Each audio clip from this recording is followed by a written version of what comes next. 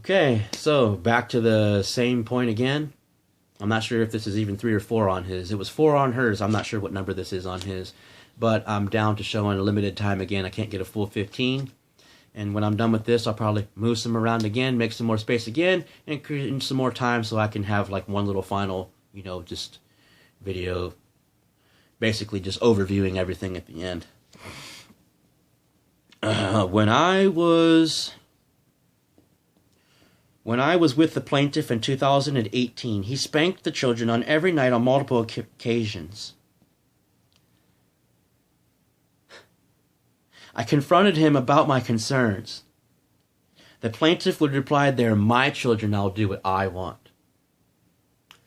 Well, what if I was to say that you're on videotape that I posted publicly on YouTube, and on the videotape you told the truth, and you said that I don't punish too much, and I don't punish too little, and I don't whoop too much, and I don't whoop too little, and I whoop them when they need it, and I don't when they don't, and that I punish them when they need corrected, and I don't punish them when they don't need corrected. And it's published, public, on YouTube.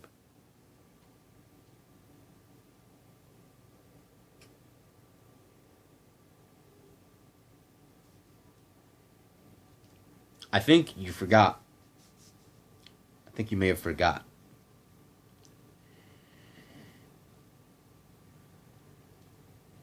Although I notified Stark County Jobs and Family Services as to your concerns, they did not officially open a case. No, they didn't. Because they came here in person with officers with badges and guns recording me and said, "There's no cause here. There is no cause for concern. The children are safe. The children are healthy. They're protected for. They're provided for. Everything is fine."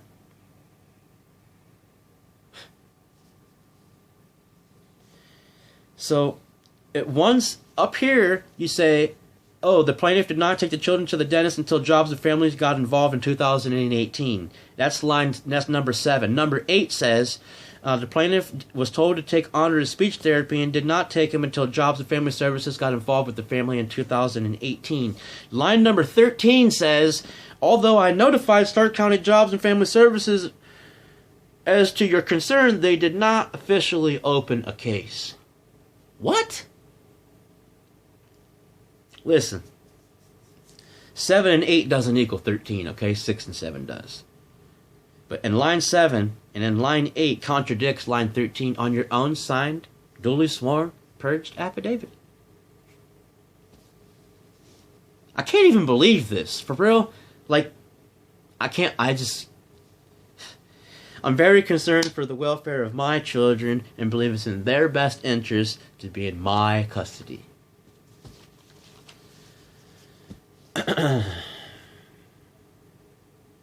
Wow. Just wow. So,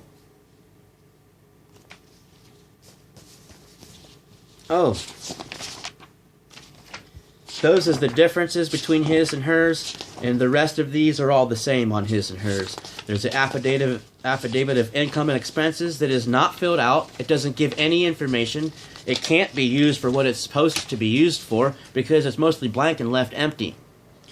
And then in this section, she requests that the courts not disclose her address or the address of the children. Well, the address of the children is already disclosed in the next line under because they live with me.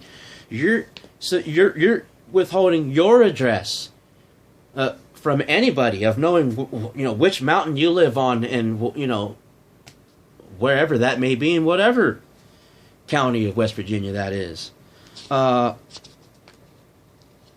But I'm saying you put it in here like to protect the address of the children, but the children ain't with you. They don't have that address. So you use them in this sentence here to manipulate the courts and to trick them for, we don't want to give the kids his address. What are you doing? And then over here, and that was, what was that? That was a parenting proceeding affidavit. You purged yourself on that one. And then over here, Okay, so this is continuing on the parenting proceeding affidavit. And Section 3, it says participation in participation in custody case or cases. Check only one box. Only one. And in Section 4, it says information about other civil cases that could affect this case. Check only one. Okay? Now, there's a difference between Section 3 and 4. And the difference is one has another case that could affect this case, and the other one is participation in cases. Okay? Now, the point is that it says here, it says, do not repeat cases already listed in paragraph 3. In paragraph 3, section 2, it says, I have participated as a party, witness, or incapacity in other case or in an other state concerning the custody, visitation, parenting time with the subject and with the child subject to this case. For each involved participated, give the following information. You're supposed to check this box saying I have participated. And in section 3, you purposely purged yourself and purposely skipped over that box and checked box number 4 because you could only check one of them. But 4 was only applicable to you if 3 was left an empty space. 3 should have been checked yes, which means 4 should never be checked. Because in section 3, you have participated as a party, as a witness, or in any capacity in any other case, as in the case you dismissed the second time you hired Nikki and the first time that she filed it, which was, it's been 2 years now. It's been over 2 years. You was involved in that case. The case wouldn't have existed without you. Just like this case wouldn't exist without your purged affidavit, and I'm summoned to courtroom, forced, controlled to be there. The first thing to address is this purged affidavit. Not in a sense of, let's investigate me and my guilty of these lies, in the sense of, these are lies, and it needs to be addressed. This case needs dismissed. I need a 5-year civil protection order, and you need to go to prison.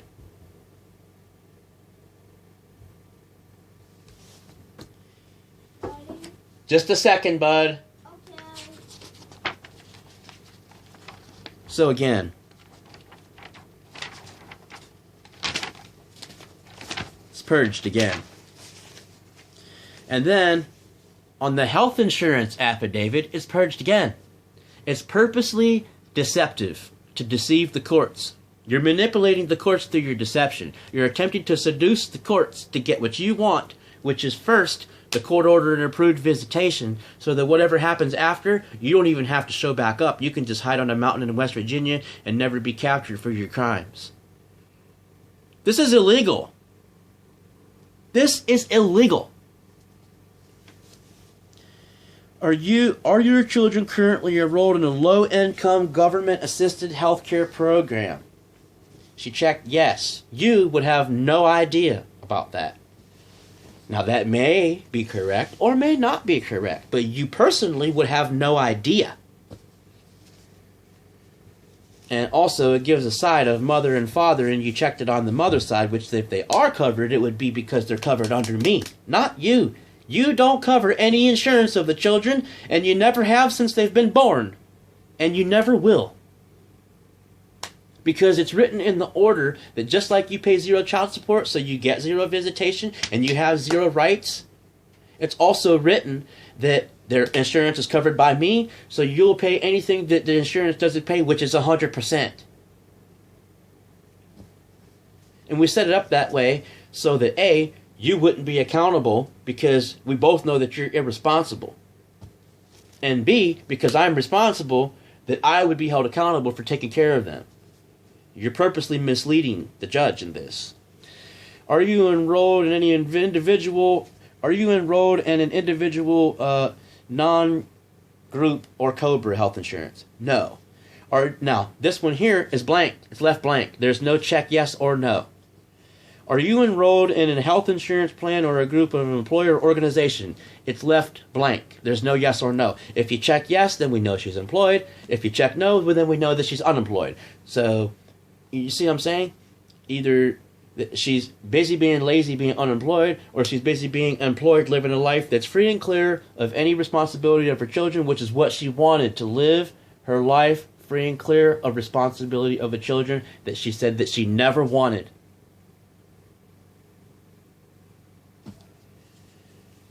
Now, the next line says, if you're not enrolled, do you have health insurance available through a group, employer, or organization? Check yes. Or organization. Check yes. Now, her mama, that's a millionaire, that keeps giving her thousands of dollars to keep filing paperwork with the court and purged affidavits, she's a millionaire. She has stocks and bonds from the 60s and 70s, and she's a millionaire, and she has multiple half a dozen properties in this place of West Virginia in the mountains where they live with no guardrails and the school buses were in danger of falling down. Like, come on. This is not in the best interest of my children by any means. But Mama pays for her to have insurance.